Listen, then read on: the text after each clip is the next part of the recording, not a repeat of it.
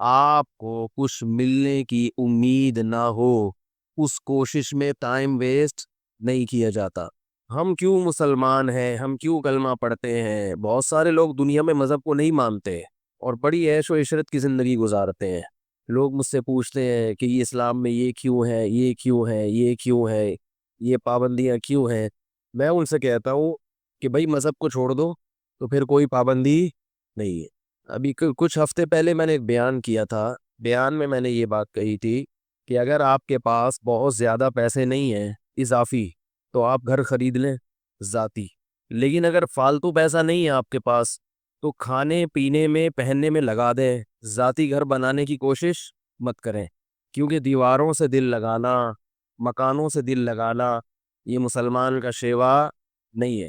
رسول اللہ صلی اللہ علیہ وسلم نے ارشاد فرمایا، یقول العبد مالی مالی، بندہ کہتا ہے میرا مال میرا مال، فرمایا تیرا وہ ہے جو پہن کے پرانا کر دیا اور کھا کے ختم، جو استعمال میں آ گیا۔ باقی جو رہائش کی ضرورت ہے وہ کرائے کے گھر سے پوری ہو جاتی ہے بہت کم انویسٹمنٹ میں۔ ذاتی گھر کے لیے جتنی انویسٹمنٹ کرنی پڑتی ہے اتنی انسان کی زندگی اس کا ساتھ نہیں دیتی۔ بس ایک حسرت کہ میرا اپنا گھر کیوں نہیں ہے۔ تو میں بار بار یہ بات کہتا ہوں کہ بھائی کرائے کے گھر سے بھی جنازہ نکلے گا اور ذاتی گھر سے بھی جنازہ۔ جس کا ذاتی گھر ہو وہ بھی ذاتی نہیں ہے، یہ دماغ سے نکال دے۔ ذاتی واتی کچھ نہیں ہوتا، سب ادھار اللہ نے دیا ہوا ہے۔ یہ ٹوپی، چشمہ، پگڑی، بنیان یہ بھی ادھار ہیں۔ ادھار نہ ہوتے تو اللہ واپس تھوڑی لیتا، سمجھا پا رہا ہوں؟ بھائی سب اللہ نے کچھ کچھ دن کے لیے استعمال کی چیزیں دی ہوئی ہیں، متاع قلیل۔ قرآن کہہ رہا ہے زندگی گزارنے کا تھوڑا سا سامان ہے۔ بحریہ ٹاؤن کے بڑے بڑے پلاٹ کو اللہ کیا کہہ رہے ہیں؟ متاع، تھوڑا سا زیادہ راہ ہے۔ زیادہ راہ کسے کہتے ہیں؟ جو ہم جب سفر میں جاتے ہیں نا تو دو چار روٹیاں ٹفن میں رکھ لی اور دو چار ایک گدا تکیہ لے لیا کہ رات کو ٹرین میں یا جہاز میں لوگوں نے آج کل وہ گردن پہ لگانے کا ایک لیا ہوتا ہے نا کہ کہیں آنکھ لگانی پڑ جائے تو گردن ٹیڑھی نہ ہو جائے، تو یہ ہے زیادہ راہ۔ تو اللہ فرماتے ہیں یہ زیادہ راہ ہے، تھوڑے دن کا سامان ہے، بس پھر واپس لے لوں گا۔ تو تھوڑے دن کے سامان میں کروڑوں کی انویسٹمنٹ وہ کرے جس کے پاس اربوں ہو۔ چلو سارے خرچے ہو گئے تو اب چلو ایک گھر بھی لے لو، نہیں ہے تو پھر کوئی ٹینشن نہیں ہے۔ ذرا گلا کچھ سیٹنگ آؤٹ ہوئی ہے اس لیے تھوڑا سا بار بار کھانس رہا ہوں، معذرت۔ تو نہیں ہے تو پھر ٹینشن لینے کا نہیں، یہ ویسے بھی نکل رہے ہیں۔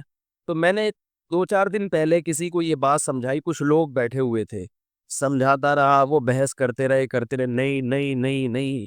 میں نے کہا اصل میں آپ میں ایک وائرس ہے، جب تک وہ وائرس ختم نہیں ہوگا ہماری بات آپ کی سمجھ میں نہیں ہے۔ وہ وائرس ہے دنیا سے محبت اور دنیا کو مسافر خانہ نہ سمجھنا۔ کیونکہ آپ دنیا کو مسافر خانہ ہی نہیں سمجھ رہے تو میری باتیں آپ کو لگیں گی بے وقوفی کی باتیں کر رہے۔ وہ چیز جو انسان کی سب سے بڑی چاہت ہے، ذاتی گھر، اسی کی نفی کر رہا ہے یہ۔ اس وقت دنیا میں انسان کا سب سے بڑا ہدف کیا ہوتا ہے؟ میرا ذاتی گھر ہو، اور یہ اسی کی نفی کر رہا ہے۔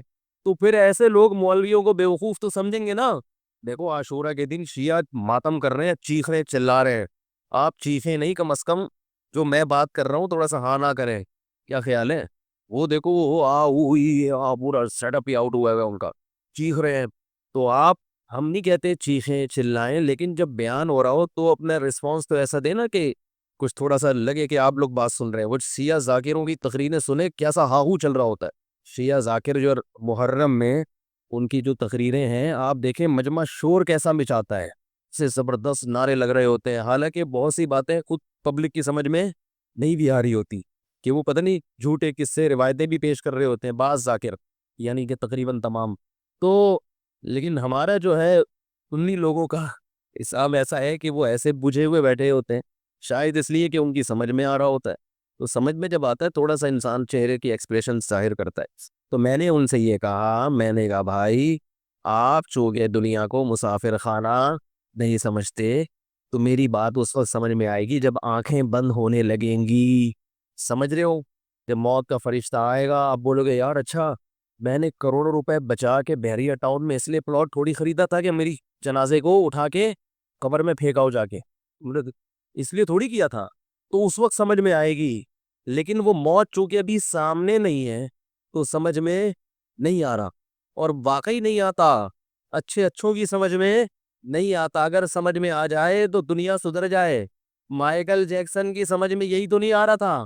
مائیکل جیکسن نے ہاتھ پہ دستانے پہنے ہوئے تھے کہ تاکہ مسافہ کروں تو کسی کے جراثیم لگے نہیں۔ جب کسی سے ملاقات ہوتی تو منہ پہ ماسک چڑھا کے، کوئی گلے ملتے ہوئے چھینک مار کے کہیں جراثیم میری ناک میں، بولو نا بھائی، نہ پھینک دے۔ ڈاکٹروں کی ٹیم 24 گھنٹے اس کے ساتھ کہ کس وقت کون سا ٹیکا لگانا پڑ جائے حضرت جی کو۔ یہ ان کے حضرت جی تو وہی تھے نا، ان کے مائیکل جیکسن امریکہ والوں کا دامت برکاتہم بھی وہی تھا، نور اللہ مرقدہ بھی وہی تھا، ٹھیک ہے نا، کیونکہ وہ اپنے حساب سے بزرگ دیکھتے ہیں، ان کے حساب سے وہی بزرگ ہیں، وہی دنیا کا کامیاب ترین انسان۔ ڈاکٹروں کی ٹیم، آپ کہیں گے یہ عاشورہ کے دن کون سا بیان لے کے بیٹھ گیا؟ بھائی یہی تمام پیغمبروں کی تعلیمات ہے جو میں آپ کے سامنے عرض کر رہا ہوں، یہی اہل بیت کی، یہی حضرت حسن حسین کی تعلیمات ہے جو میں آپ کے سامنے، یہ اسلام کی روح ہے۔ یہ سمجھ میں نہیں آئی تو میرے بھائی پھر اپنی مرضی کے دین پہ چلنے سے کچھ بھی حاصل نہیں ہوتا۔ تو مائیکل جیکسن کے ساتھ ڈاکٹروں کی ٹیم، اور ایک عجیب بات آپ کو بتاؤں، مائیکل جیکسن اربوں روپے اس نے کمائے تو اس میں سے چند لوگوں کو وہ بہت پیسے دیا کرتا تھا صرف اس بات کے کہ میرے جسم کا کوئی آرگن اگر خراب ہو گیا تو آپ کو دینا پڑے گا۔ یہ انشورنس کا ایک ٹیکنیکل طریقہ۔ مثلا غفار بھائی کے گردے اس نے چیک کروائے، بڑے سیٹنگ پہ ہیں، ایک ان کا غفار بھائی ہر جگہ ہوتے ہیں نا، وسیم بھائی، سلیم بھائی، غفار بھائی، وسیم کی تو یہ تو ایک کردار ہے، کریکٹر ہے، وہ اس کو کچھ اور نام دیتے ہوں گے۔ اس نے دیکھا کہ بھئی یہ غفار بھائی ہے، یہ بڑے صحت مند ہیں، ان کے دونوں کڈنی بالکل فٹ فاٹ ہے، تو مائیکل جیکسن نے اپنے غفار بھائی سے یہ ایگریمنٹ کیا کہ اگر مجھے کبھی، یعنی اپنے رشتہ داروں میں نا جس کے گردے میچ بھی کر رہے ہوں، وہ تو ڈاکٹر دیکھتے ہیں نا کہ بھی میچنگ کے بھی ہے، تو اس کو خرید لیا کہ میں آپ کو ہر مہینے اتنے ڈالر دوں گا، اگر میرے گردے ناکارہ نہیں ہوئے تو یہ آپ کو غریبی میں یہ بچت ہو گئی، اور اگر ناکارہ ہو گئے تو ایک کڈنی آپ کو اپنا مجھے دینا پڑے گا۔ اتنی فکر کوئی زندہ رہنے کی کرتا ہے؟ بولو بھائی۔ اسی طرح اور بھی جو پارٹس ہیں باڈی کے، کہا جاتا ہے کہ مائیکل جیکسن کہتا تھا کہ میں 150 سال تک زندہ رہ کے دکھاؤں گا، کیونکہ ظاہر ہے جب بھی کوئی بیماری آتی ہے تو ہم تو ہسپتال، اکثر ہم اس لیے مرتے ہیں کہ ہسپتال پہنچنے میں دیر ہو جاتی ہے، ٹریفک جیم ہو گیا، کوئی جلوس آ رہا ہے راستے سے، لبیک یا رسول اللہ والے یہاں سے ٹرن مارتے ہوئے جا رہے تھے تو ادھر لبیک یا رسول اللہ میں 3-4 آدمی مر گئے، تو ہمارے یہاں تو یہ مسائل ہے، یا کوئی اسٹرائک ہے، کوئی ہڑتال ہے، لیکن اس کے ساتھ یہ مسائل بھی نہیں تھے، کیونکہ ڈاکٹر جو ہے، خود ڈاکٹر، ان میں سے ہر ایک ڈاکٹر پورا ہاسپٹل تھا، وہ ایسے کوئی چھوٹے موٹے ڈاکٹر تھوڑی تھے، وہ ان کے دامت برکاتہم کے ڈاکٹر تھے، تو ہر وقت ڈاکٹروں کی ٹیم، ہر وقت میڈیکل چیک اپ، ہر وقت احتیاط، یہ کھانا ہے، یہ نہیں کھانا ہے، بڑی تمیز سے ایکسرسائز بھی ہو رہی ہے، اور جاگنگ بھی ہو رہی ہے، اور جم بھی ہو رہا ہے۔ اور پھر کہا جاتا ہے، مجھے یاد ہے 2009 یا 10 کی بات ہے، ہمارے دوست آ کے بتایا کرتے تھے کہ مائیکل جیکسن کا تاریخی پروگرام ہونے والا ہے، اتنا بڑا پروگرام امریکہ میں ہونے والا ہے کہ اس سے پہلے کبھی اتنے ٹکٹ فروخت نہیں ہوئے ہیں، کروڑوں اربوں روپے کا بزنس ہونے والا ہے۔ دوست صاحب آپ بتاتے تھے کہ اتنا بڑا پروگرام مائیکل جیکسن کا ہونے والا ہے کہ آج سے پہلے اتنا اور ہٹو بچوں ہونے والا ہے۔ کیا ہونے والا ہے؟ ایسا ڈانس کرے گا کہ ہٹو بچوں ہو جائے گا، اور اس کی ریہرسل ہو رہی ہے بہت دنوں سے۔ تو جو دوست ہمیں بتاتے تھے نا کہ بھئی ایسا ہونے والا ہے، ہونے سے چند دن پہلے انہوں نے آ کے بتایا کہ مائیکل جیکسن رات کو سوئے، صبح پولیس سے بھی نہیں اٹھے، ایسا سوئے ہیں، ایسا سوئے کہ امریکہ کی پولیس بھی ان کو نہیں اٹھا سکتی، کتنی بھی گہری نیند میں ہو یا کیسا بھی ہو، پولیس آتی ہے تو اچھے اچھوں کو اٹھنا پڑتا ہے۔ تو میں نے کہا یار یہ کیسے ہو گیا؟ ابھی تو آپ بتا رہے تھے اس کا پروگرام ہونے والا ہے، پھر اتنے ڈاکٹر، پھر جراثیم سے ایسی حفاظت، اور ڈاکٹروں کی ٹیم 24 گھنٹے ساتھ، تو اس کو مرنے سے پہلے کم از کم چانس تو ملنا چاہیے تھا نا، ڈاکٹروں کو بھی تو کچھ کرنے کا چانس ملنا چاہیے تھا کہ بھائی اس کو کسی طرح سے بچاؤ۔ دوڑنے کا پتہ نہیں کیا ہوا ہے، اچانک ہی مر گیا۔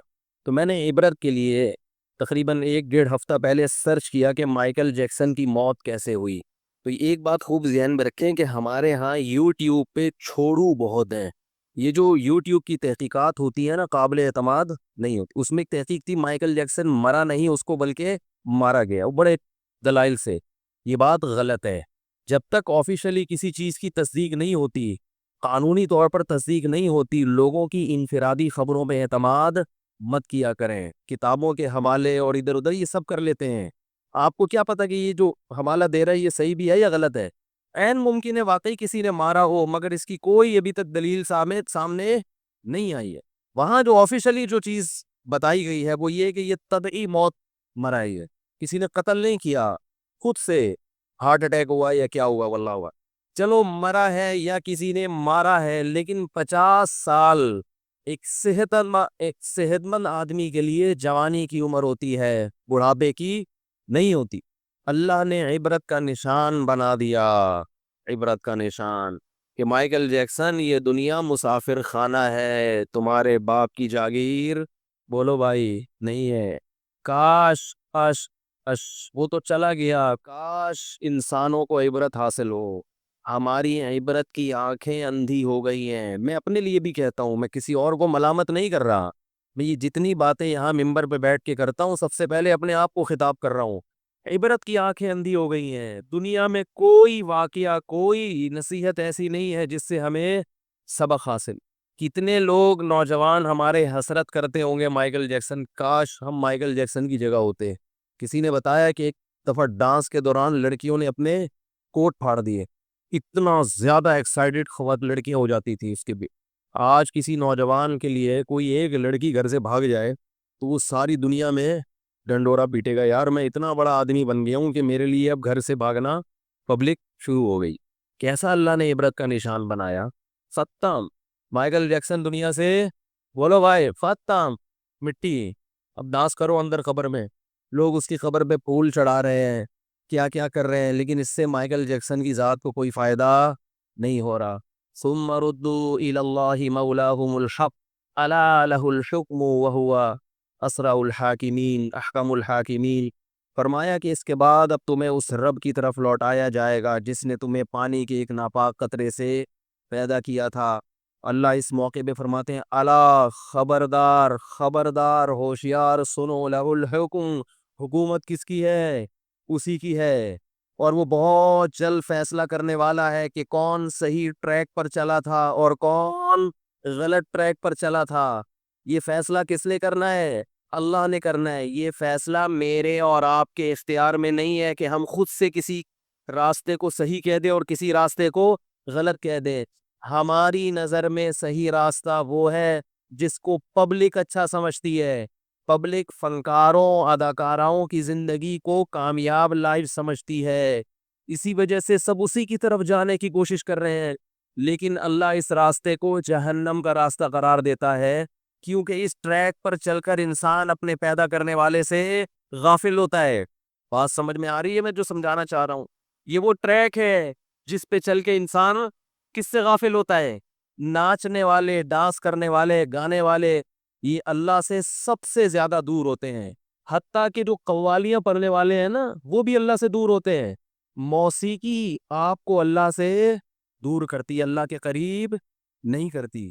میں یس کر رہا تھا میرے بھائی کہ کچھ چیزیں ایسی ہوتی ہیں کہ وہ سمجھ میں آئیں گی تو پھر اگلی عمارت اس پہ کھڑی ہوگی۔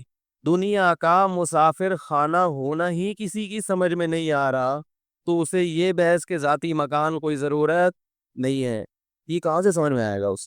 میں بار بار بتا، غیر مسلم ہے، اپنے آپ کو کافر نہیں کہتے تو ہمیں کوئی غیر مسلم کہے، کیونکہ اسلام محمد صلی اللہ علیہ وسلم کا لایا ہوا دین ہے، اس میں ہم داغا برداشت نہیں کریں گے۔ کسی ایسی چیز کو اسلام کہا جائے جو اسلام نہیں ہے، یہ قابل برداشت نہیں ہے۔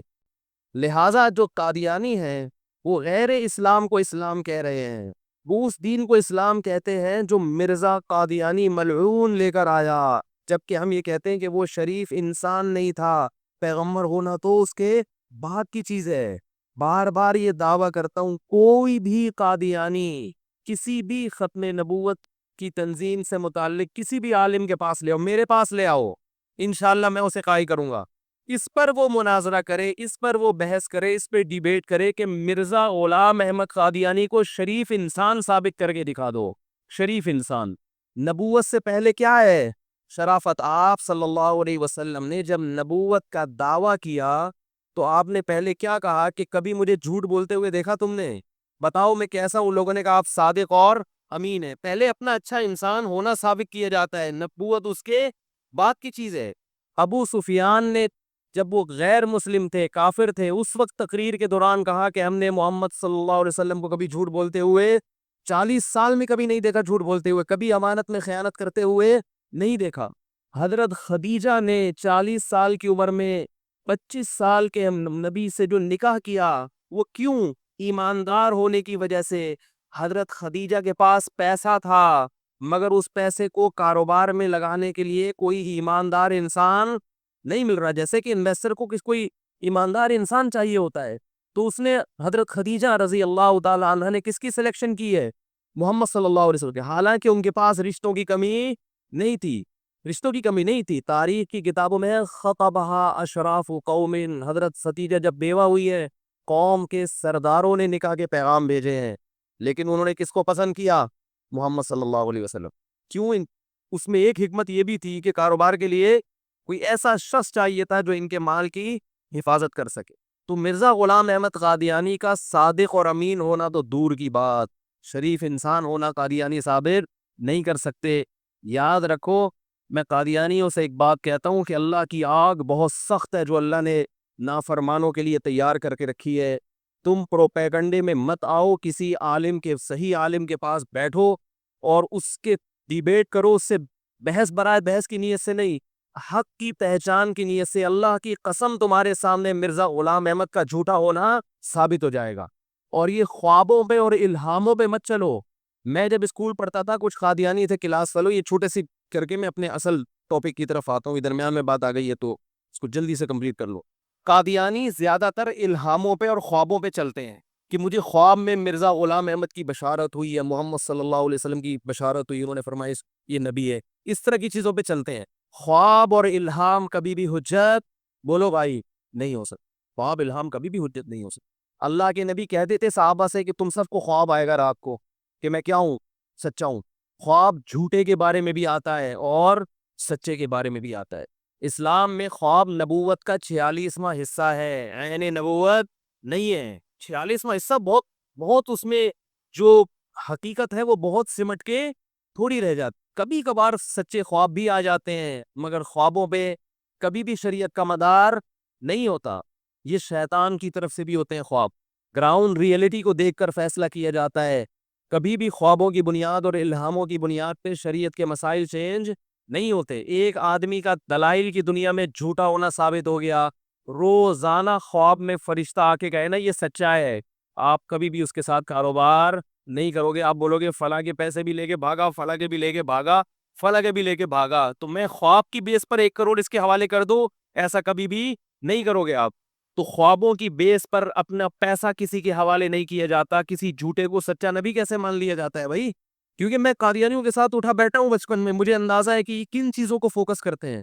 خواب, خواب, الہام, خواب میں سویا تو مجھے یہ آ گیا, میں اٹھا تو ہی, پورا دین اس پہ چل رہا ہے. اور ہمارے ہاں بھی بہت سے بدعتیوں کا دین خوابوں اور الہاموں پہ چل رہا ہے. حضرت جی آئے تھے مجھے خواب میں, حضرت جی نے یہ بولا, حضرت جی نے وہ, میں کہا تو اللہ کا واسطہ تو سو جائے کر آرام سے. بہوؤں کو خواب میں سانسیں چڑیل بن کے نظر آ رہی ہیں, کہتی ہیں سچا خواب ہے, کیونکہ سانس کیا بن کے نظر آئی ہے؟ چڑیل. اور سانس جب سوئی تو بہو اس کو سانپ بن کے نظر آئی خواب میں. وہ اٹھ کے کہتی میں تو پہلے ہی کہہ رہی تھی یہ سارا مسئلہ کہاں سے ہو رہا ہے, یہاں سے ہو رہا ہے. میں کہتا ہوں اللہ کا واسطہ, بہو سے کہتا ہوں تو کہ تم اپنی سانس کو چڑیل سمجھتی ہو, لہذا خواب میں وہی آئے گا جو دن میں دماغ میں گھسا ہوتا ہے. اگر اس کو خیر خواہ سمجھو تو وہ فرشتہ بن کے آئے گی, فرشتہ. خیر کہاں سے کہاں بات چلی گئی. تو دیکھو جو جو لبرل لوگ ہیں, جن کو مذہب سے محبت ہی نہیں ہے, تو وہ ایسی باتیں کریں گے, لہذا اس میں پریشان ہونے کی ضرورت نہیں. وہ تو کہیں گے یہ کیا ہے. وہ پھر ہر چیز میں وہ یہ بھی چاہتے ہیں عورت گھر سے باہر نکلے, وہ یہ بھی چاہتے ہیں عورت کو کپڑوں کی پر پابندی نہ ہو, آزادی ہو. وہ یہ بھی چاہیں گے کہ مذہب کو مسجد کی حد تک محدود کیا جائے, مذہب کو ریاست سے نکال دیا جائے. تو وہ سب کے ایک ہی نعرے ہیں, تشابہت قلوبہم. اللہ کہتے ہیں ان کے دل سب کے ایک جیسے ہیں. تو یہ سب ایک جیسی باتیں, جو باتیں کافر کر رہا ہے وہی باتیں یہ بھی کریں گے, کیونکہ یہ لبرل مسلمان ہے. تو اس لیے اللہ نے اس آیت میں پہلے بتا دیا, وَمَنْ أَرَادَ الْآخِرَةَ, جو آخرت کا ارادہ کرنا چاہتا ہے, جو چاہتا ہے کہ میں جنت میں جاؤں, تو پہلی شرط کامیابی کی کیا ہوئی؟ کس کا ارادہ کرنا پڑے گا؟ یعنی اللہ نے یہ کامیاب لوگوں کی علامت بتائی ہے کہ پہلی شرط کیا ہے کہ آپ کوئی بھی عمل کر رہے ہو تو نیت کیا ہو، اللہ کو خوش کرنا اور جنت طلب کرنا نیت ہونی چاہیے۔ آگے ارشاد فرمایا وسعا، اور پھر اس کے لیے کوشش بھی بولو بھائی شروع کر دے۔ بہت سے لوگوں کی نیت آخرت، کربلا پہ جو واقعات بیان کیے جاتے ہیں، لیبل لگایا جاتا ہے حضرت حسین کی محبت، لیبل لگایا جاتا ہے کہ حضرت حسین کی محبت اس لیے کہ وہ نبی کے نواسے، لیبل لگایا جاتا ہے کہ نبی کے نواسے سے محبت کرنا در حقیقت نبی سے، اور نبی سے محبت کرنا در حقیقت اللہ سے۔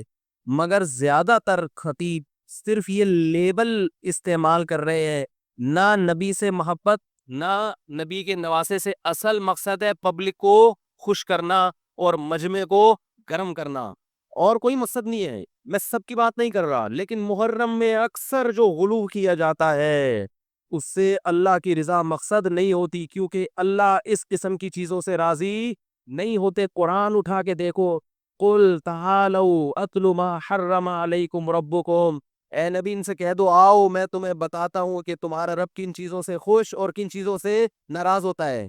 کتنا پیارا انداز ہے قرآن کا۔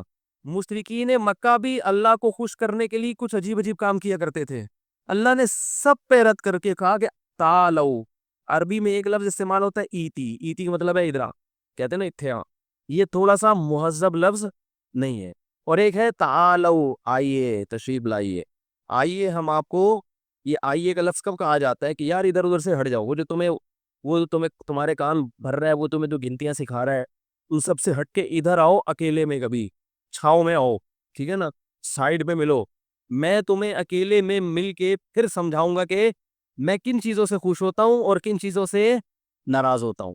جیسے کوئی کسی کو خوش کرنے کی کوشش میں لگا ہوا ہو، لیکن جس کو خوش کر رہا ہے وہ اس سے اور پریشان ہو رہا ہے، تو وہ جذبہ دیکھ کے کہے گا یار تم خام میں اپنی صلاحیتیں ضائع کر رہے ہو، آؤ ذرا میں تمہیں خود بتا دوں کہ کیا کرنا ہے اور کیا نہیں کرنا۔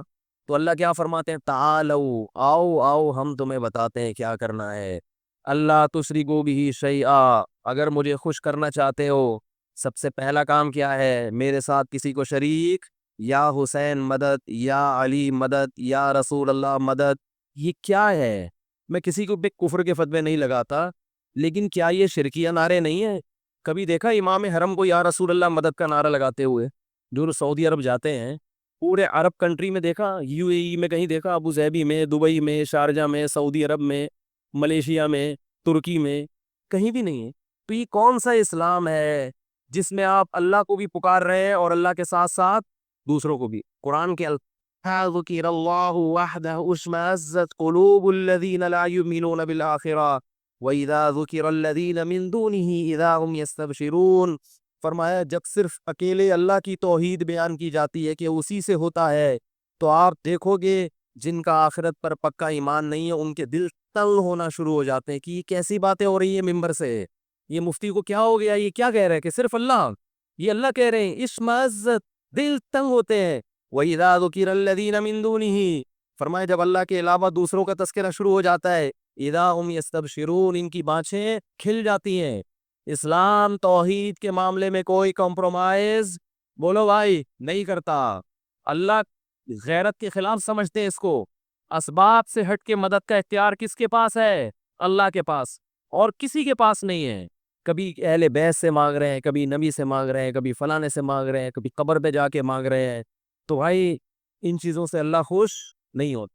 اور آگے اللہ نے ارشاد فرمایا وَبِالْوَالِدَيْنِ احسانہ، اللہ کے بعد سب سے بڑا حق کس کا ہے؟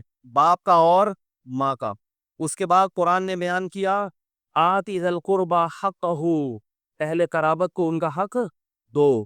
جو لبرل لوگ ہیں نا، جو دین سے دور ہیں، میں عجیب بات آپ کو بتاؤں، وہ قرآن کے اور اسلام کے اس نظریے سے بلکہ فطرت کے اس نظریے سے اتنا ہی دور ہیں۔ آپ جاؤ گوروں میں، سب سے دور کس سے ہیں؟ اللہ سے، حالانکہ قرآن سب سے پہلے کس کو بیان کرتا ہے؟ بولو نا، اللہ۔ جو لبرل لوگ ہیں نا وہ اللہ کے علاوہ ہر ایک کی سنتے ہیں، کہہ رہے ہیں نا عاطف میاں کو بحال کرو، ان سے کبھی آپ بیٹھ کے بات کرو تو اللہ کے علاوہ ہر ایک کی بات یہ غور سے سنیں گے۔ ان کو بتاؤ عمران خان کا یہ بیان ہے، منف الرحمان نے یہ کہا، نواز شریف نے یہ کہا، اچھا اس پہ تبصرہ ہوگا اللہ کا یہ حکم ہے، یہ کیا ہوتا ہے بھائی؟ یہ کیا باتیں کر رہے ہو؟ اللہ کا یہ کہاں سے، مولوی کہاں سے آ گیا درمیان میں؟ بھائی مولوی نہیں کہہ رہا قرآن دیکھ قرآن کیا ہوتا ہے. بھائی نبی نے فرمایا چھوڑو یار یہ مسجد کی باتیں مدرسے کی باتیں ہیں, اس قسم کی باتیں ہمارے سامنے نہیں کیا کوئی مذہب کی باتیں ان کو وہاں سائڈ پہ رکھو. یہ ہوتا ہے کہ نہیں ہوتا؟ آپ اس کو بتائیں گورنمنٹ کا یہ قانون ہے سنے گا, اقوام متحدہ کا یہ قانون ہے سنے گا, اللہ کا قانون ہے نہیں سنے گا. قرآن نے ان لوگوں کی کیفیت بھی بیان کی ہے. فلا صدق ولا صلی ولکن کذب وتولى ثم ذهب الى اهله يتمطى اولا لك فاولا ثم اولا لك فاولا. فرمایا جب اس کی موت کا وقت آئے گا میں ایسے کہوں گا کہ نہ تو نے میری آیات کو غور سے سنا نہ ان کی تصدیق کی. تیرے سامنے جب میری آیات اور میرے احکام بیان کیے جاتے تھے منہ پھیر کر تکبر کے ساتھ اپنے گھر کی طرف چلا جاتا تھا. اولا, اللہ فرماتے تباہ ہو جائے تو, لکا فاولا پھر ہم کہتے ہیں برباد ہو جائے تو, ثم پھر ہم کہتے ہیں اولا تو تباہ ہو جائے, ثم اولا لکا فاولا پھر ہم کہتے ہیں تو تباہ ہو جائے. ایحسب الانسان ان یترک سدی, تو نے کیا یہ گمان کر رکھا تھا کہ میں نے تجھے پانی کے قطرے سے پیدا کیا؟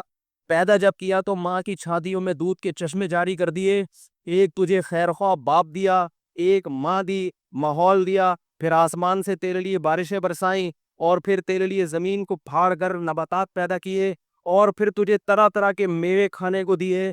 جب تو بلوغت کی دہلیز پہ قدم رکھتا ہے تیرے لیے ایک زوجہ پیدا کر دی, عورت پیدا کی جس سے تو سکون حاصل کرتا ہے. جعل لکم من منی من ازواجکم بنین وحفدا, پھر اس سے تجھے اولاد دی تیرے بڑھاپے میں کام آئے. تو یہ ساری خدمتیں جو میں کر رہا تھا, ایحسب الانسان ان یترک سدی, تو یہ سمجھتا تھا کہ تجھ سے کوئی سوال نہیں ہوگا, تجھے ایسے ہی بیکار پیدا کیا میں نے. تو نائٹ کلب میں جا کے ڈانس کر, تو لڑکیوں کے ساتھ دوستیاں لگا, تو شراب پی, تو صبح شام علماء کو مولویوں کو گالیاں دے, تو صبح شام قرآن کی مخالفت کرے, تجھ سے کوئی پوچھنے والا نہیں ہے. یہ کتنی بڑی حماقت اور کتنی بڑی بیوقوفی ہے جس میں یہ لبرل طبقہ مبتلا ہے کہ جس نے پیدا کیا اس کا کوئی حق نہیں ہے. وہ نہیں ہم سے پوچھے گا کہ کیا صحیح ہے اور کیا غلط ہے. فرمایا یحسب الانسان ان یترک سدی الم یکن نطفۃ من منی یمنی, فرمایا بتا تو پانی کا ایک قطرہ غلیظ قطرہ نہیں تھا جس میں آنکھ ناک کان دل دماغ جگر بنا کے میں نے تجھے انسان بنایا. یہ گورنمنٹ نے یہ کام کیے, گورنمنٹ کی سن رہا ہے, پی ٹی آئی کی سن رہا ہے, جے یو آئی کی سن رہا ہے, نواز شریف کی سن رہا ہے, ہر ایک کی سن رہا ہے. نہیں سن رہا تو کس کی؟ اللہ. اس کو کہتے ہیں اس کو محدود کر دو, مذہب کو محدود کر دو. کہاں تک؟ مسجدوں تک. اگر اسلام مسجدوں میں محدود ہونے کے لیے آیا تھا تو اسلام میں اور ہندو مذہب میں پھر کوئی فرق نہیں ہے. یہ اللہ کا دین ہے, اللہ کا دین, یہ اللہ کا دین ہے, ہر انسان پہ لاگو ہوگا, ہر انسان پہ. اور اسلام آیا ہی دنیا میں حکومت کرنے کے لیے ہے, کیونکہ الاسلام یعلو ولا یعلی علیہ. اللہ نے قانون بیان کیا کہ اسلام اونچا, آپ پر کوئی غالب بولو بھائی نہیں آئے گا. انڈیا پاکستان کو جو دو ٹکڑوں میں تقسیم کیا گیا اس کی بیس ہی یہ تھی کہ ہم اسلام حکومت میں چاہتے ہیں, نجی زندگی میں. تو امریکہ میں بھی اسلام ہے میرے, امریکہ میں کوئی آپ کو مسلمان بننے سے, بولو برطانیہ میں کوئی آپ کو تبلیغ میں یا حج کرنے سے نہیں روک. پاکستان بننے کا مقصد تھا اسلام چاہیے, قانون اسلام ہونا چاہیے, اسلام کے خلاف کسی کو چلنے کی اجازت نہیں ہونی چاہیے, اور اقلیتوں کو وہ حقوق دیے جائیں گے جو کس نے دیے ہیں؟ اسلام نے دیے ہیں. ایک عرصے سے مسلسل یہ بحث ہو رہی ہے ٹیلی ویژن پہ کہ اسلام کو ریاست سے نکالو. اسلام ریاست میں رہنے کے لیے آیا ہے, ریاست سے نکلنے کے لیے بولو بھائی نہیں آیا. یہ لوگ یہ پاکستان کے حامی ہے, ویسے بڑے فنٹر بنتے ہیں کہ ہم قانون کی بات کرتے ہیں, ہم قانون کی بات کرتے ہیں. تو آپ کتنی بڑی بھول کر رہے ہو. پھر آپ یہ نعرے لگاؤ کہ انڈیا اور پاکستان کی سرحدوں کو ختم کر دو, پھر آپ یہ نعرہ لگاؤ. آپ یہ جو بیس تھی وہ بیس کیا تھی؟ ورنہ کیا ضرورت تھی الگ ہونے کی بھائی؟ وہ بھی دو روٹی کھاتے ہیں, ہم بھی دو روٹی کھاتے ہیں, وہ بھی ہماری طرح کے انسان ہیں, ہندو بھی, ہم بھی ان کی طرح کے انسان ہیں. تو اللہ نے قرآن میں فرمایا ومن اراد الاخرہ, جو آخرت کے لیے کوشش ارادہ کرے گا, نیت صحیح کرے, دوسری کامیابی کی علامت وسعی, اور پھر اس کی کوشش بھی کرے. بیٹھے بیٹھے کچھ بھی حاصل نہیں ہوتا, قوالیوں سے جنت میں داخلہ نہیں ہوتا. اس شرط ایمان مصطفیٰ سے والہانہ پیار ہے. شاعر نے کہا ہے کہ مصطفیٰ صلی اللہ علیہ وسلم سے جب تک والہانہ پیار نہیں ہوگا آپ کا ایمان مقبول نہیں ہوگا. لیکن آگے بڑی پتہ کی بات کی, پیار لیکن پیر بھی ہے, پیر ہی دشوار ہے. محبت نام ہے کس کا؟ بولو بھائی اتباع کا. اہل بیت سے محبت اہل بیت کی اتباع کا نام ہے. اہل بیت کبھی مرثیے جو اہل بیت کربلا میں شہید ہوئے، تو جو اہل بیت کربلا میں موجود نہیں تھے وہ ان کی شہادتوں پہ انہوں نے ماتم بولو بھائی نہیں کیا. یہ کس کو خوش کر رہے ہو بھائی؟ تو وسع قرآن کہتا ہے کوشش کی اس نے. اور آگے بڑے عجیب الفاظ ہیں، وسع لہا سعیہا، آخرت والی کوشش کی. کیا مطلب؟ آپ جنت میں جانے کی کوشش تو کر رہے ہیں مگر اخپل طریقے سے. پشتوں میں کیا کہتے ہیں؟ بولو بھائی، اخپل طریقے سے. تو جتنی مرضی کوشش کر لو وہ معتبر بولنے میں کوئی ٹیکس نہیں ہے، وہ کوشش معتبر نہیں ہے. جتنی مرضی کر لیں. لوگ کہتے ہیں اس میں حرج کیا ہے؟ بھائی حرج یہ ہے کہ اللہ اس کے رسول نے یہ کوشش نہیں بتائی. یہ جو آج کل محرم اور ربیع الاول میں کوششیں ہو رہی ہیں، یہ اللہ اس کے رسول کی بتائی ہوئی کوششیں نہیں ہیں، یہ اپنی بنائی ہوئی کوششیں ہیں. ہر کوشش کے لیے قرآن و سنت سے ثبوت چاہیے. اگر اللہ اس کے رسول نے نہیں بتایا، کتنا ہی مزین لیبل لگا کے اس پر کرو، اللہ کی نظر میں وہ کیا ہے؟ مردود. صحیح حدیث، من احدث فی امرنا ھذا ما لیس منہ فہو رد وفی روایت فہو مردود. جس نے ہمارے دین میں کوئی ایسا طریقہ نکالا جس پر ہمارا عمل نہیں تھا تو وہ کیا ہے؟ مردود. لوگ کہتے ہیں اس میں حرج کیا ہے. کچھ دن پہلے وہ نماز جنازہ، حضرت مولانا تعلیم صاحب اللہ ان کی برکت ہے، انہوں نے کہیں جنازے کے بعد دعا مانگ لی. کہیں کون سے کلثوم نواز جو ہیں ان کا جنازہ پڑھایا، اللہ ان کی مغفرت فرمائے. کلثوم نواز کی مولانا تعلیم صاحب تو زندہ ہے ابھی. تو وہ لوگ میرے گلے پڑ گئے. لوگ کس کے گلے پڑ گئے؟ تو بھائی انہوں نے پڑھایا، ان سے پوچھو، میں نے تھوڑی پڑھایا. ان کی کیا مجبوری تھی وہ بہتر جانتے ہیں، میں اس پہ تبصرہ نہیں کروں گا. لیکن نماز جنازہ کے بعد دعا کرنا سنت سے ثابت نہیں، سنت سے ثابت نہیں. لوگ اس کو سنت سمجھ، ان کے عمل کی وجہ سے. ان کو کیا مجبوری تھی، کس دباؤ میں تھے یا کیا تھا، وہ ہمارا ہیڈک نہیں ہے، وہ کس کا ہیڈک ہے. بعض دفعہ انسان پر اتنا دباؤ ہوتا ہے، اتنا مجبور ہوتا ہے کہ وہ خود بہتر جانتا ہے، اس کے بارے میں کوئی تبصرہ نہیں کروں گا.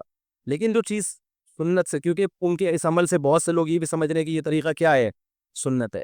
کچھ دن پہلے جو ہے نا واٹس ایپ پہ جب یہ واقعہ ہوا ہے تو کسی نے دلائل لکھ کے بھیجے نماز جنازہ کے بعد دعا کے دلائل میں کوئی بہت بڑے مفتی تھے جن کا یہ حوالہ دیا گیا کہ بھئی وہ دلیل یہ دے رہے تھے کہ اسلام میں اصل اباحت ہے، جواز ہے. جب تک پابندی نہیں ہوگی اس کو ہم کیا کہیں گے؟ جائز. تو نماز جنازہ کے بعد دعا پر چونکہ شریعت میں کوئی پابندی نہیں ہے، لہذا ہم اس کو کیا کہیں گے؟ جائز. تو یاد رکھو، نبی صلی اللہ علیہ وسلم نے فجر کی نماز میں کتنی رکعتیں پڑھی ہیں؟ 2 فرض پڑھے ہیں. تیسری سے منع کرنا کسی بھی حدیث سے ثابت بولو بھائی نہیں. آپ کہہ سکتے ہیں ایک دفعہ آپ نے عصر میں اضافی رکعت پڑھائی تھی تو سردہ سہو کیا تھا، اس سے پتہ چلتا ہے کہ 1 رکعت زیادہ ہوگی تو کیا ہوگا؟ یہ غلط ہے. تو کہیں بھی ایسا نہیں ہے کہ 1 رکعت میں 2 سردوں سے زیادہ سے آپ صلی اللہ علیہ وسلم نے منع کیا ہو. کوئی ایسی حدیث دکھا دیں جس میں 2 کے بعد تیسرے سردے سے نبی نے منع کیا ہو. ہر چیز میں اصل کیا ہے؟ اباحت ہے، جواز ہے. تو نماز میں اگر 2 کے بجائے کوئی 3 سردے کرنا چاہے تو وہ بھی کیا ہونا چاہیے؟ جائز ہونا چاہیے نا. کیا خیال ہے بھائی؟ آذان سے پہلے صلاۃ والسلام پڑھا جاتا ہے، منع کیا جائے تو کہتے ہیں اس کے ناجائز ہونے کی کوئی دلیل نہیں ہے. تو میں ان سے کہتا ہوں آذان جب کمپلیٹ ہوتی ہے لا الہ الا اللہ تو آگے محمد الرسول اللہ بھی لگا لو، کیونکہ اس کے ناجائز ہونے کی بھی کوئی دلیل. ارے بول لو بھائی لا الہ الا اللہ پہ آذان ختم ہو رہی ہے تو اگر کبھی مؤذن محمد الرسول اللہ بھی لگا دے تو کوئی غلط جملہ کہہ رہا ہے وہ، بلکہ کلمے کو کمپلیٹ کر رہا ہے، توحید کے ساتھ رسالت کی گواہی بھی دے رہا ہے. تو یہ منطق چلے گی وہاں پہ، ساری پبلک نکل کے آ جائے گی بھائی پہلی دفعہ ایسی اذان سن رہے ہیں. تو جیسے اذان کے آخر میں ایڈیشن جائز نہیں ہے، اذان کے شروع میں بھی بولو بھائی. یہ جو ہر چیز میں اصل اباحت ہے، یہ ہر چیز نہیں ہے. اباحت عبادت میں اصل اباحت کہتے ہیں جائز ہونا. عبادت میں اصل اباحت بولو بھائی نہیں ہے. عبادت میں توقیف کا مطلب جس طرح جس کیفیت کے ساتھ جو عبادت منقول ہے اس میں ذرہ برابر بھی آپ ایڈیشن نہیں کر سکتے.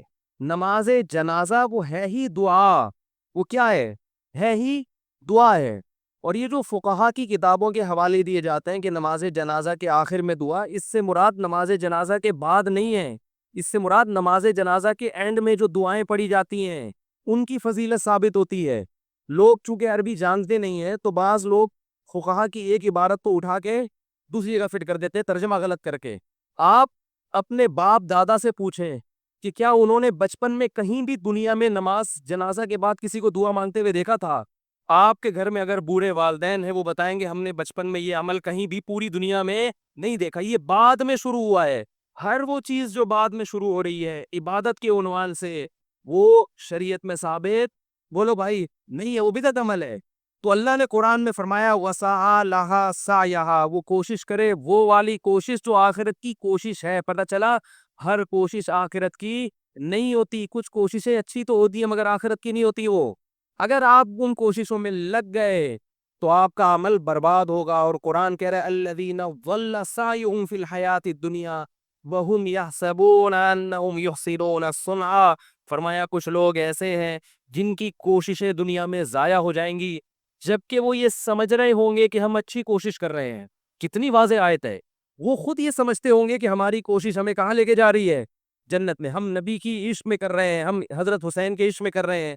لیکن اللہ فرماتے ہیں ایسے بہت سے لوگوں کی کوششیں دنیا میں ضائع ہو رہی ہیں، کیونکہ یہ کوشش کا وہ طریقہ ہے نہ اللہ نے بتایا، نہ اللہ کے رسول نے بتایا، نہ اہل بیت نے بتایا، یہ وہ طریقہ ہے ہی نہیں۔ اور آخر میں فرمایا وَسَعَىٰ لَهَا سَعْيَهَا وَهُوَ مُؤْمِنٌ، ایمان بھی ہو، توحید پرست انسان ہو، عقیدہ صحیح ہو اس کا، یہ تمام شرطیں پائی جائیں گی۔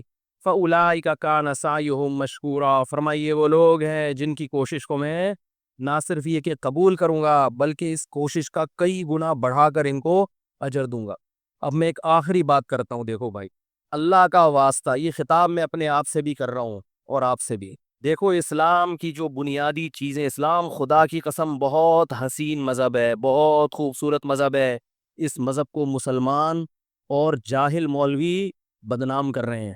کسی شاعر نے کہا ہے خرابی دین کی ان تین سے، ہے خرابی دین کی ان تین سے، شاہ ظالم، پیر جاہل، مولوی بے دین سے۔ تین طبقہ، حکومت ظالم آ جائے، نام اسلام کا ہو، ملک اسلامی ہو، تو حکومت ہی لوگوں کو بگاڑ دیتی ہے۔ پوری دنیا میں اسلام بدنام ہوتا ہے کہ مسلم کنٹری کے آئے ہوئے لوگ کیا ہیں، کرپٹ۔ وہ اس لیے کرپٹ ہوئے ہیں کہ ان کے بڑے کیا تھے سارے، بولو بھائی، کرپٹ سے۔ انہوں نے گورنمنٹ میں کرپشن ہی دیکھی ہے، تو نیچے طبقہ بھی کیا ہو گیا آہستہ آہستہ، کرپٹ، تو وہ حکمران سے آ گیا یہ، اس سے دین بدنام ہوتا ہے۔ دوسرا پیر جاہل، حضرت شیخ و مرشد سے تعلق قائم کر لیا اور حضرت جی علم سے بالکل فارغ، وہ خوابوں پہ الہاموں پہ سارا سیٹنگ چل رہی ہے ان کی۔ آج مجھے وہاں سے خلافت ملی، وہ حضرت داتا گنج بخش رحمۃ اللہ علیہ نے خواب میں کہا تم بہت نیک آدمی ہو، تو مریدوں کو بتایا کہ مجھے سند مل گئی حضرت داتا جی سے، میں کیا ہوں، نیک ہوں۔ وہ ایک پیر صاحب اپنے مرید کو کہہ رہے تھے کہ ایک مرید نے اپنے پیر کو کہا کہ میں نے خواب دیکھا ہے آپ کے بارے میں۔ پیر خوش ہو گیا، کو اچھا ہی دیکھا ہوگا۔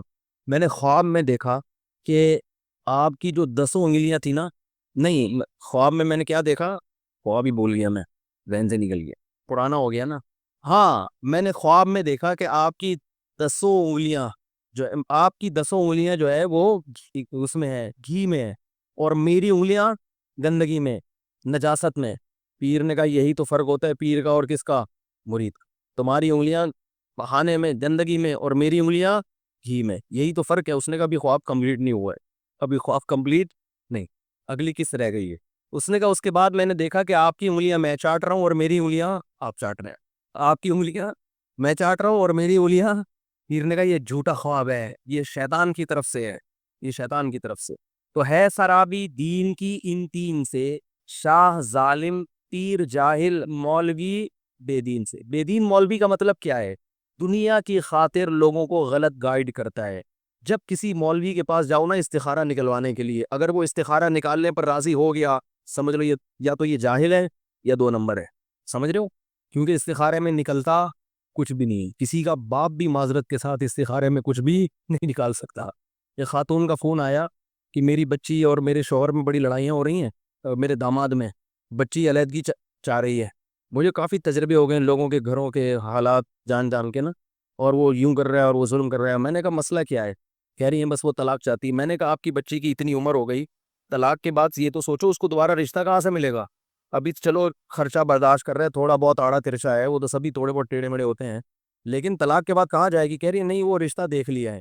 میں نے کہا ذرا وہ جو دیکھا ہے اس کے بارے میں معلومات ہیں، وہ کون ہے، کیا ہے، کہاں سے آیا ہے۔ تو انہوں نے جب رپورٹ دی، میں نے کہا کمبخت وہ آپ کی بیٹی کا گھر خراب کر رہا ہے، طے میں گھس گیا۔ میں نے کہا یہ سیٹنگ ہوئی ہے دونوں کی، جب سیٹنگ ہو جاتی ہے نا تو پھر پرانا والا شوہر اچھا بولو بھائی نہیں لگتا۔ میں نے کہا اس منحوس کو گھر سے نکالو، یہ جو آیا ہوا ہے نا سانپ بن کے آپ کے گھر میں، روحانی دین کے نام پہ گھسا ہوا تھا ان کے گھر میں اور حدیثیں سنا کے جاتا ہے روزانہ. وہ گھر والے بڑے متاثر ہیں، بہت نیک صاحب ہیں جو روزانہ قرآن و سنت کی بات کرتے ہیں. بڑے بڑے اللہ معاف فرمائے حرام خور ہم نے دنیا میں دیکھے ہیں، اسی سے لگتا ہے شاید ہم جنت میں چلے جائیں. ویسے تو ہم بھی کوئی اتنے نیک نہیں ہے، اتنے اچھے اعمال نہیں، لیکن جب اتنے بڑے بڑے حرام خوروں کو دیکھتے ہیں اللہ ہم کہتے ہیں اللہ تو ہمیں تو ویسے ہی بولے گا کوئی جنت میں کوئی جائے گا کون. تو ہم جیسے نالائقوں کو بھی اللہ کیا کہے گا، چلو بھائی نکلو یار اب وہ جنت میں. وہی اکثر میں ایک آدمی خواب آیا اس کو، بھائی یار تھوڑا سا 5 منٹ زیادہ لے لو. ایک آدمی کو خواب آیا، خواب میں وہ کیا دیکھتا ہے کہ اس کی نیکیاں برائیاں برابر ہیں. تو فرشتوں نے کہا بھائی دونوں جگہ کا سروے کر لو، جنت اور جہنم، جہاں اچھا لگے چلے جانا. تو جب وہ جہنم میں گیا تو دیگیں پک رہی ہیں، دیگوں پہ دیگیں. بڑا حیران ہوا. جنت میں آیا تو دال چاول کھا رہے ہیں لوگ، کچھ لوگ چائے میں ڈبو کے پاپے کھا رہے ہیں. اس نے خواب میں فرشتوں سے پوچھا یہ کیا یار، ادھر دیگیں ادھر پاپے. فرشتے کہتے ہیں ہم 4 آدمیوں کے لیے دیگ پکائیں کیا. اس 4 میں ایک توصیف الرحمان ہے، ایک انجینئر ہے، 2-4 آدمی اور ایک گامدی صاحب ہیں، پروفیسر گامدی. یہ 3-4 آدمی ہیں جو اپنے علاوہ کسی کو بھی درست نہیں سمجھتے. تو یہ 3-4 آدمی جنت میں گئے ہیں، تو اب ان کے لیے کیا ہے، کیا دیگ اور کیا دودھ کی نہریں ہیں. ہم نے فرشتوں سے بول دیا ہے چائے پاپوں کا انتظام کر. تو ایسے ایسے حرام خور ہم نے دنیا میں دیکھے ہیں کہ ہمیں کچھ امیدیں اللہ سے قائم ہونا شروع ہو جاتی. شاید اللہ ہمیں بخش دے. ٹھیک ہے عملی کوتاہی ہے مگر اتنے بڑے اللہ کا شکر ہے فراڈ ہی نہیں ہے. تو گھروں میں گھس کے بچیوں کو خراب کرتے ہیں، شوہروں کے خلاف سیٹنگ ہو جاتی ہے، پھر والدین کو غلط ہسٹری سنائی جاتی ہے. سمجھ رہے ہو، سانپ ہوتے ہیں. خیر میں کیا کہہ رہا تھا کہ ہے خرابی دین کی ان 3 سے، شاہ ظالم پیر جاہل مولوی بے دین. جو 2 نمبر ہے دکانیں چمکا رہا ہے بیٹھ کے، ان لوگوں نے دین کو بدنام کیا ہے. تو میرے بھائی ہم کس کے، آخری بات دیکھو، دین ہمارا برائیوں سے روکتا ہے، بس اسی کو فوکس کرنا ہے. اللہ نے کیا کہا کہ شرک مت کرو، والدین کے ساتھ بولو بھائی حسن سلوک کرو. کتنا اچھی بات ہے. کل ایک شخص آیا نوجوان، کہتے ہیں میرے والد مجھے کمانے کے لیے امریکہ بھیج رہے ہیں لیکن میں نہیں جانا چاہتا. میں نے کہا کیوں؟ کہہ رہے ہیں مجھے پتا ہے میں اکیلا بیٹا ہوں، اگر میں چلا گیا میرے باپ کی خبر گیری کرنے والا کوئی نہیں ہو. وہ تو بیچارہ کہہ رہا ہے لیکن میں کیسے چلا جاؤں. میری آنکھوں سے آنسو ٹپکنا شروع ہو گئے اس کی یہ حالت دیکھ کے. میں نے کہا اللہ ایسے نیک لوگ بھی الحمدللہ دنیا میں ہیں. کہہ رہے ہیں یار باپ بوڑھا ہے وہ کیسے وہ چلے گا بیچارہ. یہ ہے اسلام. فرمایا وہ بالوالدین احسانا. دوسرے نمبر پہ اللہ کس چیز کا حکم دیتا ہے؟ والدین کے ساتھ حسن سلوک. اور پھر اللہ نے ارشاد فرمایا وَلَا تَقْرَبُوا مَالَ الْيَتِيمِ، وراثت کو وقت پر تقسیم کر دو، کسی کا مال مت کھاؤ. یتیم کا ذکر اس لیے کہ وہ کمزور ہوتا ہے، کسی کو بھی کمزور سمجھ کے اس کا مال دبانے کی کوشش مت کرو. ہم میں سے ہر شخص دوسرے کے ساتھ فراڈ کر رہا ہے. چند سال پہلے میرا نام آ گیا فری عمرے میں، ہوتا ہے نا اس میں نام نکل آتا ہے تو اب ان کا عمرہ کیا ہوگا. وہ کہتے ہیں نا یہ پرچیاں اٹھائیں جس کا نام آ گیا وہ کیا ہے.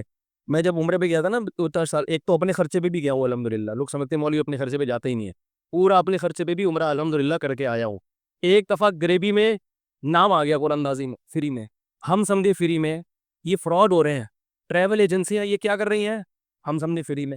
اتنا خرچہ ہو گیا میرا غیر متوقع، میں پاگل ہو گیا. انہوں نے کہا پتہ نہیں صرف ٹکٹ فری ہے یا کیا، صرف ویزا فری ہے، واللہ اس کے علاوہ کچھ بھی فری نہیں تھا. اور جب ہم عمرہ کر کے آئے تو اچھی خاصی جیب ہماری خالی ہو گئی تھی. اس کے بعد پھر 8-9 مہینے بعد ٹریول ایجنٹ کا فون آیا کہ 35,000 ابھی ہم کاغذ یہ کر رہے تھے تو آپ کے ذمے نکلتے ہیں. 1 سال بعد فون آیا کہ وہ ہم نے اصل میں دوبارہ سے حساب کیا تو ابھی 35,000 آپ کے ذمے نکلتے ہیں. میرا جواب سنیں، میں نے کہا تمہارے باپ میں دم میں، تم مجھ سے 1 روپیہ نکال کے دکھاؤ. اس نے کہا آپ کے پاس پیسے نہیں ہیں تو رہنے دے. میں نے کہا ہے دوں گا نہیں. یہ کون سا طریقہ ہے بھائی، یہ کیا یعنی آپ لوگوں کو سکھا رہے ہو. کہہ رہے نہیں مولوی صاحب اگر مسئلہ ہے. میں نے کہا خدا کی قسم مسئلہ نہیں ہے، پیسے ہیں میرے پاس بہت آرام سے 35 کا 70,000 بھی دے سکتا ہوں. خدا کی قسم نہیں دوں گا.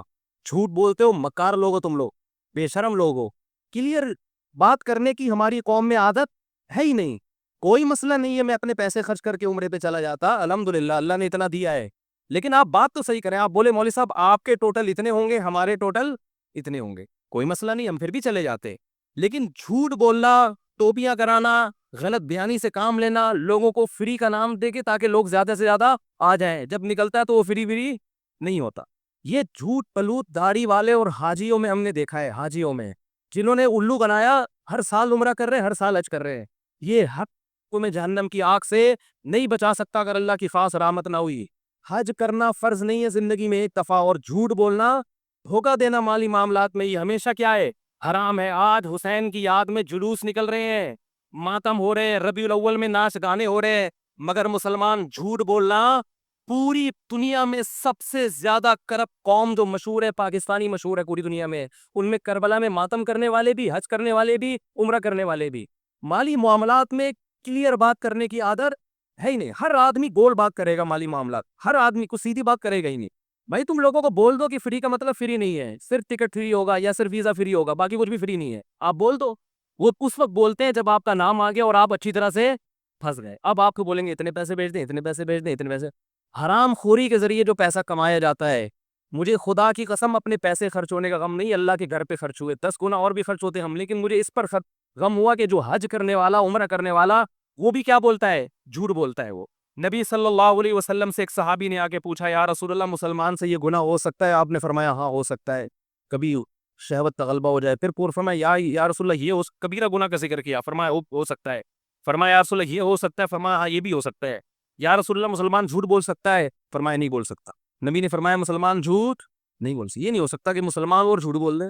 اور ایک آخری بات میرے بھائی، دو چیزیں ہمارے معاشرے میں بہت غلط پھیل رہی ہے، ایک جھوٹ پلوت پیسوں کے معاملے میں، دو نمبری سچ بولنا، رشتوں کے معاملے میں جھوٹ بولتے ہیں، کبھی سیدھی بات نہیں کریں گے، جھوٹ بولیں، تنخواہیں اپنی غلط بتائیں گے، ہر چیز میں جھوٹ۔ دوسری بات ہمارے ینگ جنریشن میں بے حیائی، فحش فلمیں دیکھنا، لڑکیوں سے دوستیاں لگانا، زنا کرنا، اس کو معاشرے میں اب جرم سمجھنا چھوڑ دی۔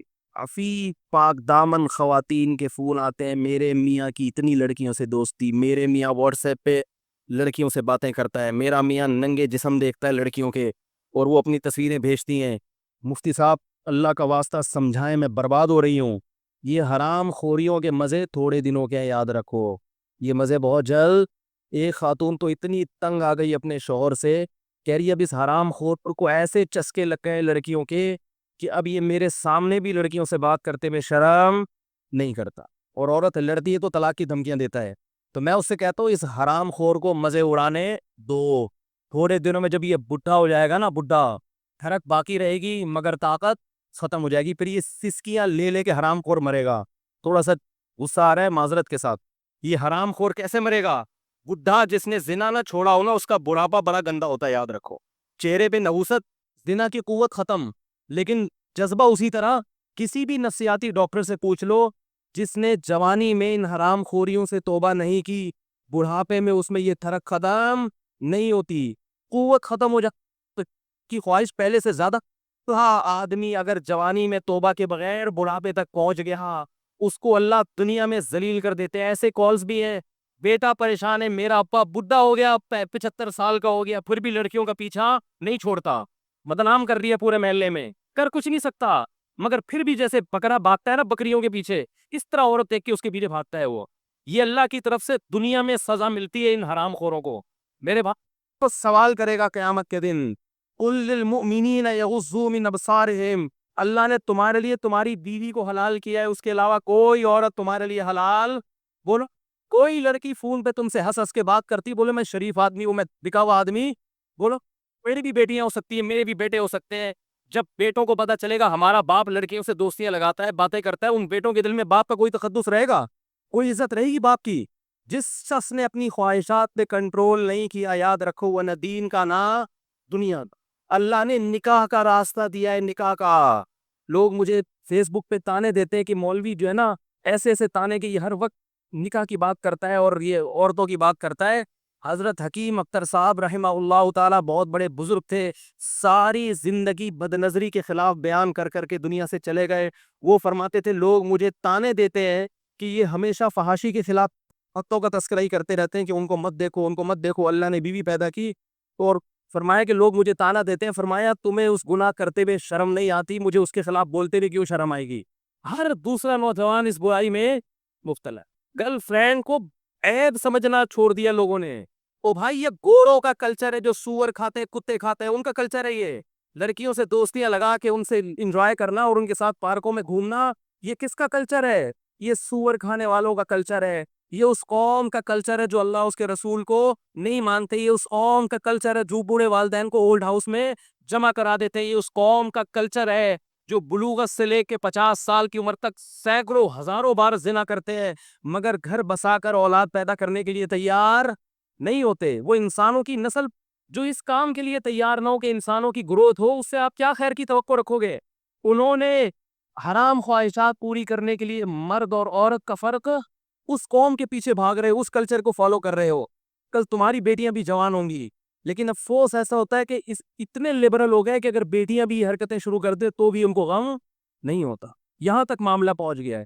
تو میرے بھائی, اسلام بے حیائی کو پسند, ان اللہ لا یامر بالفحشاء, اے نبی ان سے کہہ دیجئے کہ اللہ کبھی بھی بے حیائی کی اجازت نہیں دیتا. تو میرے بھائی, اپنی جان پہ ترس کھاؤ, ان حرام کاریوں سے توبہ کر لو. لڑکیوں سے دوستیاں بولو نا بھائی, مت لگاؤ. شاعر نے کہا, رنگ رلیوں پہ زمانے کی نہ جانا اے دل, یہ خزاں ہے جو بانداز بہار آئی ہے. یہ جوانی کی عیاشیاں ہیں جو تمہارے بڑھاپے کو برباد کر دیں گی. یہ چیزیں تمہیں اللہ کی یاد سے غافل کریں گی, نماز تلاوت سے غافل کریں گی. جوانی میں عیاشی کا مزہ بہت جلد خراب ہو جاتا ہے. دیکھو, انگریز کے پاس تو سیدھا راستہ ہے ہی نہیں. وہ کہتے ہیں یہ نہیں کروں تو پھر کیا کرو. تمہارے پاس تو ایک راستہ اللہ نے دیا ہے. اپنے آپ کو عبادت میں کھپاؤ, نماز میں دل لگاؤ, تلاوت میں دل لگاؤ, پاکیزہ زندگی میں دل لگاؤ. بہت خوبصورت بوڑھوں کی زندگی دیکھو, مسلمان بوڑھوں کی جو نیک ہوتے ہیں, کتنی پیاری زندگی ہوتی ہے ان کی. ہر وقت ہاتھ میں تسبیح, ہر وقت چہرے پہ وضو کا نور, ہر وقت مسجد میں دل اٹکا ہوا. اگر یہ زندگی تم نے توبہ مت نہیں کی تو میرے بھائی بڑھاپا بہت خراب گزرے گا, بہت خراب گزرے گا. مرو گے سسکیاں لے لے کے, اور جوانی بھی جلدی برباد ہو جائے گی. سکون نہیں رکھا اللہ نے ان گناہوں میں. کس قدر عورتیں پریشان ہیں, پاک دامن عورتیں, کتنی مشکل سے آج کل رشتے ملتے. کوئی ایک واقعہ ہو تو میں بیان کروں, ہر دوسرے دن یہ کال آ رہی ہے.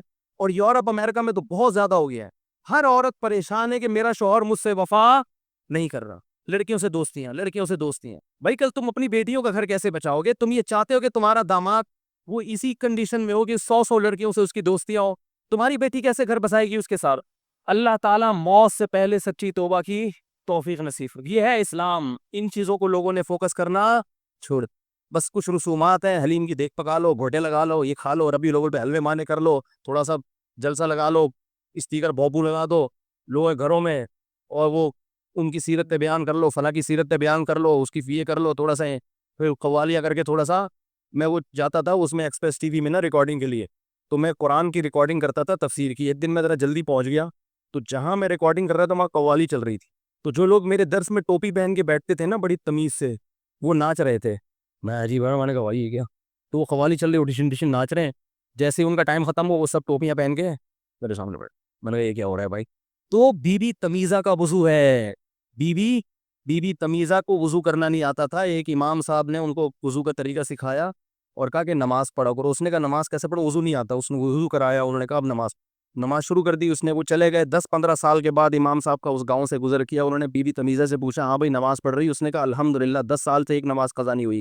انہوں نے کہا اچھا وضو بھی کرتی ہو نا؟ اس نے کہا وہ تو آپ کرا کے چلے گئے تھے, وہ تو آپ کرا کے چلے گئے تھے. تو بی بی تمیزہ کے 10 بچے ہو گئے مگر ان کا وضو نہیں ٹوٹا. تو آج بھی مسلمان کا تقوی نہیں ٹوٹتا. وہ لڑکیوں سے گپے مارے, انٹرنیٹ پر فوش فلمیں دیکھے, کلیگ جو لڑکی صاحب بیٹھی اس سے صبح و شام ہیلو ہائی کرے, مگر حج کبھی کرے گا اور عمرہ بھی کر لے گا اور سارے کام ہو رہے ہیں, اور صلاۃ و سلام بھی پڑھ لے گا, اور جناب اچھی اچھی باتیں بھی کر لے گا بیٹھ کے.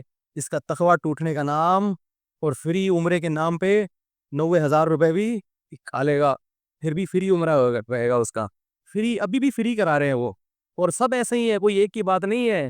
جتنے فری عمرے والے مجھے کل کہہ رہے تھے سب فری عمرہ ہو رہا ہے. میں نے کہا اللہ کا واسطہ میں فری میں نہیں کروں گا, جب بھی جاؤں گا انشاءاللہ اپنے خرچے پہ جاؤں گا.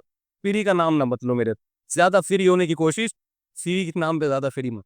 تو تقوی مسلمان کا نہیں ٹوٹ رہا, تقوی مسلمان کا نہیں ٹوٹ رہا. تو اس دور کا بہت بڑا المیہ ہے جھوٹ, بد کرداری, اور دوسرا بے حیائی. اس کو چھوڑنا پڑے گا. یہ ہے آخرت کی کوشش, انہی چیزوں کو کوشش کرو. باقی یزید معاویہ, حضرت معاویہ رضی اللہ تعالیٰ عنہ اور یزید اور ان کے قصے چھیڑ چھیڑ کے مجلس سے گرم کرنا, قرآن نے اس بارے میں صاف کہا, تلک امۃ قد خلت, یہ قوم تھی جو گزر گئی, لہا ما کسبت انہوں نے جو کرنا تھا کیا، ان کو اس کا بدلہ ملے گا. جس نے اچھا کیا اس کو اچھا بدلہ، جس نے برا کیا اس کو برا بدلہ. وَلَكُمْ مَا كَسَبْتُمْ، تمہیں اب اللہ دیکھے گا تم کیا کرتے ہو. تم نے اچھا کیا تمہیں بدلہ ملے گا، برا کیا تو اس کا بدلہ ملے گا. تو ان قصے کہانیوں میں کچھ نہیں رکھا. یہ مجلسیں گرم کرنے کے قصے ہیں. یہ آپ کو پریکٹیکل لائف سے روک دیں گے، عملی زندگی سے دور کر دیں گے. تبھی ان مجلسوں میں شرکت کرنے والے، چاہے یہ سنیوں کی ہو، شیعہ کی ہو، دیوبندیوں کی ہو، بریلویوں کی ہو، سب کی بات کر رہا ہوں، کسی خاص مسلک پہ طنز نہیں کر رہا. ان لوگوں کی زندگیوں میں عمل نہیں ہوتا، نہ ان واعظین کی زندگیوں میں عمل ہے، نہ ان مجلسوں میں شرکت کرنے والوں کی زندگیوں میں عمل ہے. یہ عمل سے کورے ہوتے ہیں اور کورے رہیں گے، کیونکہ ان کو شیطان نے سیدھے راستے سے ہٹا کے غلط راستے پہ چلا دیا ہے. تو ہم نے اسلام کو فالو کرنا ہے، نماز قائم کرنی ہے، زکوٰۃ دینی ہے، وراثت کو وقت پر تقسیم کرنا ہے، بہنوں کی وراثت ان کو ہینڈ اوور کرنی ہے، ان کی وراثت کھانی نہیں ہے. چھوٹا بھائی یتیم ہے تو بڑا بھائی کاروبار پہ قبضہ، بولو بھائی نہیں کر سکتا، وہ چھوٹے بھائی کی وراثت نہیں کھا سکتا. کاروبار کے نام پہ بہنوں کو ٹوپیاں، ابا نے کاروبار کیا، بیٹے اس کے ساتھ شریک ہوتے ہیں، جب ابا مرتے ہیں تو بیٹے کہتے ہیں ہمارا بزنس ہے. فقہاء نے لکھا ہے کہ باپ کے کاروبار کو اگر بیٹوں نے ترقی دی تو ان کی حیثیت محض معاون اور مددگار کی ہے، وراثت میں ان کا حصہ اس کاروبار کی وجہ سے، بولو بھائی، نہیں بنے گا. وراثت دینی پڑے گی جتنی سب کی بنتی ہے. سمجھ رہے ہو کہ نہیں سمجھ رہے؟ لیکن لوگ نہیں سمجھتے. ابھی تو اس لیے نہیں کہ وہ مرا ورا نہیں ہے نا، جب مرے گا تو پھر پتہ چلے گا کہ کیسے وراثت دی جاتی ہے. اور دوسری میرے بھائی، یہ جو غلط رسومات ہے، عورتوں سے جہیز لینا، یہ اسلام میں اس کی اجازت نہیں ہے. اسلام میں مہر ہے کہ نکاح کے وقت عورت کو دیا کرو، عورت سے پیسہ، بولو نا یار، نہیں لیا کرو. یہ جہیز کا تصور یہ غیر شرعی ہے، اس کو ختم کرنا پڑے گا. بارات کا کھانا، بولتے کیوں نہیں، بند، اب منہ بند. بارات کا کھانا